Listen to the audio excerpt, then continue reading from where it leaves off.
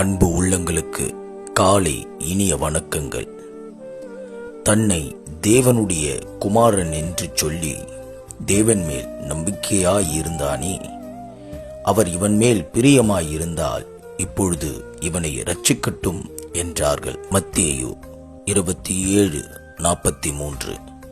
தேவனுடைய பிள்ளைகளான நம்முடைய வாழ்வில் தேவன் நமக்கு அளித்துள்ள உறுதியான உறவின் நிலை மற்றும் அதற்கு ஆதாரமான தேவன் நம்மீதும் நமக்கு தேவன் மீதும் உள்ள அன்பையும் விசுவாசத்தையும் நம்பிக்கையையும் அக்கறையையும் பொறுப்பையும் சந்தேகிக்க வீழ்ந்து போக செய்யும்படியான சோதனை நம்முடைய அன்றாட வாழ்வில் சொந்த உறவுகளால், மாம்சத்தால், உலகத்தால், பிசாசினால் நமக்கு நேரிடுகின்றன.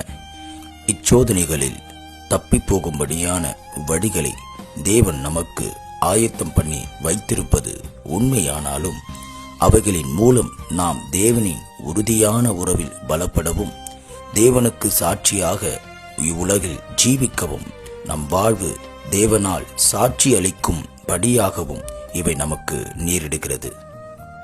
தேவனுக்கு பிரியமானவர்களே, இன்று உங்களுக்கு நேரிடும் சோதனை எவ்விதமானதாக இருந்தாலும் அவை புதுமை என்று திகையாமல் கிறிஸ்துவுக்கு நேரிட்டவைகளே நமக்கும் நேரிடுகின்றன என்பதை அறிந்து அவைகளில் தேவனுடன் உறுதியாக நில்லுங்கள்.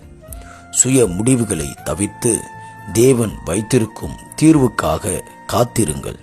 அவர் உங்களை பலப்படுத்தி சுகப்படுத்தி சீர்படுத்துவாராக. ஆமென். அவர் நம்மை உருவாக்கும் கர்த்தர்.